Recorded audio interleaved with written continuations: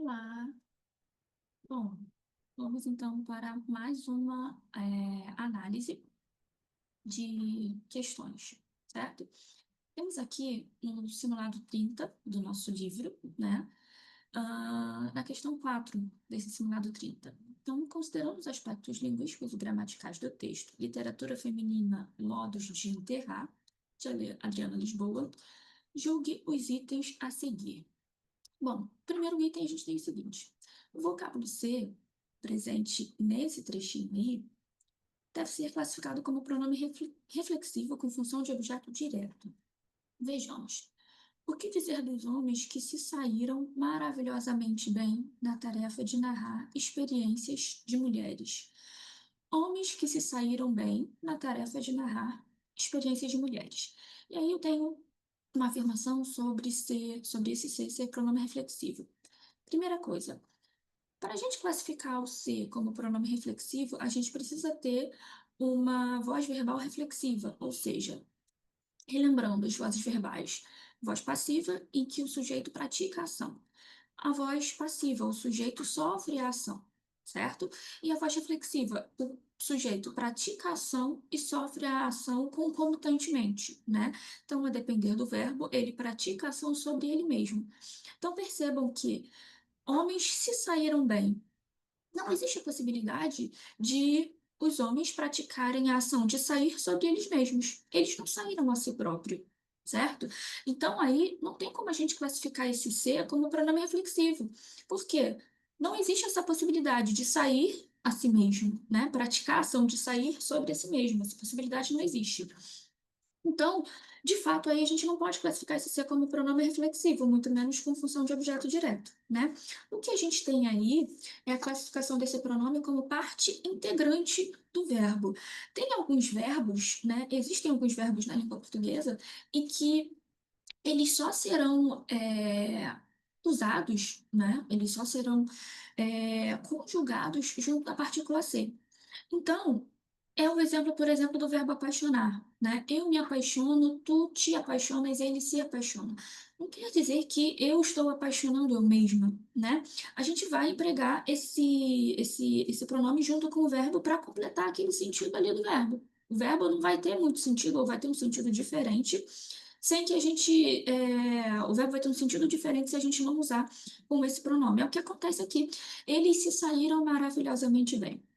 E aí, quando a gente vai ao dicionário e olha qual é a acepção do verbo sair, né? Sair-se indica alcançar determinado resultado, desempenhar-se, né? E aí a gente consegue perceber aqui que trata-se de um verbo pronominal, ou seja, é um verbo que vai ser empregado com esse pronome. O fato de o pronome ser empregado junto com o verbo, no caso do verbo sair, vai alterar a semântica do verbo. Então, os homens saíram, eu tenho um sentido. Os homens se saíram bem, tem outro sentido, né? Então, o verbo sair aí, junto com esse pronome ser, vai ter um sentido diferente do verbo sair, só sair, e esse pronome vai ser classificado como parte integrante do verbo, certo? Ele não tem uma função sintática específica, né? Ele não vai ser um objeto direto, nenhum objeto direto. Então, ele vai ser classificado aí como parte integrante do verbo. Vamos para o item 2. Bom, se hoje há um escritor em cada esquina, há pelo menos uns 10 críticos literários. Os vocábulos cada e uns são classificados como pronomes indefinidos e exercem a mesma função sintática no referido trecho. Bom, o item está errado, né? A gente vai ter aí o cada e o uns exercendo função sintática de adjunto adnominal. Então, olha só. Há um escritor em cada esquina. Esquina é a palavra que é núcleo. E cada, junto de esquina, vai exercer a função de adjunto adnominal, certo? Em cada esquina, eu tenho um adjunto adverbial. Esquina é o núcleo e cada vai ser o adjunto adnominal. E outra coisa, ó, há pelo menos uns 10 críticos literários. Então, o trecho, uns 10 críticos literários. O núcleo é críticos, né? nucleocríticos. E esse uns aqui, ele vai se relacionar com 10, certo? Que, por sua vez, também vai ser classificado como adjunta de nominal. Então, esse 10 refere-se a críticos, que significa que vai ser classificado sintaticamente como um adjunto adnominal. E o uns, que se refere a 10, também vai ser classificado como adjunta adnominal.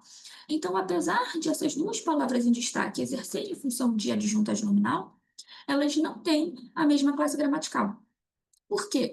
Porque cada é um pronome indefinido, certo? Cada é um pronome indefinido. Agora, uns não pode ser classificado como pronome indefinido. Na verdade, o uns é um artigo indefinido e não um pronome. É um artigo indefinido que, empregado antes do numeral cardinal, ele vai dar uma ideia de indefinição numérica, de aproximação. Então, mais ou menos 10 críticos literários. Então, exercem a mesma função sintática, mas a palavra cada vai ser classificada gramaticalmente, né, morfologicamente, como um pronome indefinido e uns como um artigo indefinido. Portanto, temos aí o item errado.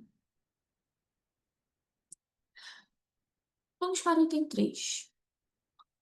No excerto, nesse excertinho aí, as formas verbais seguiremos e sendo compõem uma locução verbal empregada como aspecto permansivo. Então, vejam, eu tenho duas afirmações, eu preciso verificar se essas duas afirmações estão corretas. Então, primeiro, seguiremos e sendo é uma locução verbal? Então, a gente tem aí, ó, seguiremos todas sendo. Aparentemente, como elas estão separadas, parece que elas não compõem uma locução verbal, né? Só que esse todas aí, esse pronome todas, é o sujeito e ele foi deslocado no meio dessa locução. Então, todas seguiremos sendo. Então, a primeira coisa é, seguiremos sendo, de fato, é uma locução verbal. A gente não pode, por exemplo, desenvolver o verbo principal, né? Sendo é o verbo principal dessa locução, é o verbo que está na forma nominal, no caso, o gerúndio, a gente não consegue desenvolver esse verbo. Por exemplo, seguiremos que sejamos, seguiremos que somos. Não faz sentido a gente desenvolver. Então, trata-se de verdade de uma locução verbal. E agora, essa locução verbal ela tem um aspecto permansivo? Seguiremos sendo. Sim. O que significa o aspecto permansivo?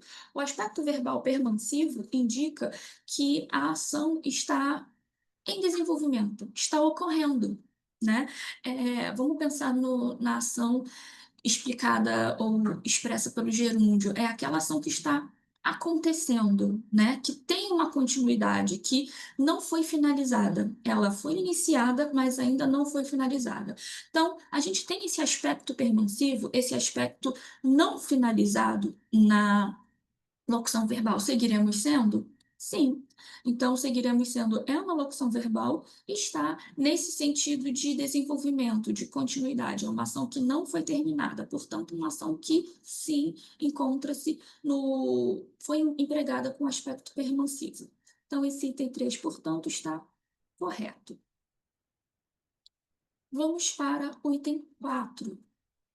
Considerando esse trechinho aí do texto, é possível inferir que o agente da forma verbal passiva foi suprimido, com a finalidade de exprimir indeterminação. Então vamos lá. Ó. Mas, sobretudo, que o debate se fundamente em critérios aceitáveis. Bom, a gente tem aí o item certo, mas vamos analisar uma coisa de cada vez, né? Então vamos lá, sobretudo que o debate se fundamente em critérios aceitáveis. Fundamentar. A gente tem aí o verbo fundamentar. Fundamentar é um verbo transitivo direto, né? Quem fundamenta, fundamenta algo. Então a gente tem aí um verbo transitivo direto junto da partícula ser. Então, é, quando a gente tem um verbo transitivo direto junto de uma partícula ser, a gente tem grandes chances de ter uma voz passiva. Isso é um dos critérios para classificação da voz passiva, né? Então, a gente tem, na verdade, duas formas passivas. A gente tem a voz passiva analítica que é o verbo ser mais o verbo principal no particípio. Então, por exemplo, considerando essa expressão aí do trecho, né? Debate e fundamento. Então, o debate foi fundamentado, ou o debate é fundamentado. Então, eu uso a voz passiva analítica, ela é feita por uma locução verbal, o verbo ser, mais o verbo principal no particípio, então é fundamentada, o debate é fundamentado, foi fundamentado, será fundamentado, e com a forma sintética, que é junto, o verbo junto da partícula ser, que a gente vai chamar de pronome apassivador, ou de partícula apassivadora, ou com alguma sigla, né, o PA. Então, reparem que aí eu tenho se fundamente. Fundamentar, verbo transitivo direto, mas a partícula ser. O debate se fundamente. O debate ser fundamentado, eu tenho aí, de fato, uma voz passiva sintética. Bom, o agente da forma verbal, no caso, quem é que está praticando a ação de fundamentar? Ele foi suprimido de fato aí? Então, sobretudo que o debate se fundamente em critérios aceitáveis. Quem é que vai fundamentar esse debate? Aí a gente não tá claro para a gente não consegue saber, né? Então, aí, de fato, a gente tem um agente dessa forma verbal suprimido. Quem é o agente? Eu não sei quem está praticando a ação. Então, o agente dessa ação é indeterminado, certo? Então, o item está correto, né? Como foi empregada a voz passiva sintética sem agente expresso claramente, há, de fato, uma ideia de indeterminação ou de desconhecimento dos agentes que fundamentariam o debate, certo? Bom, terminando, a correção dessa questão que foi tirada do nosso livro Português em prosa, verso e questões, e seguirão depois os links para vocês efetuarem a compra do nosso livro, ok?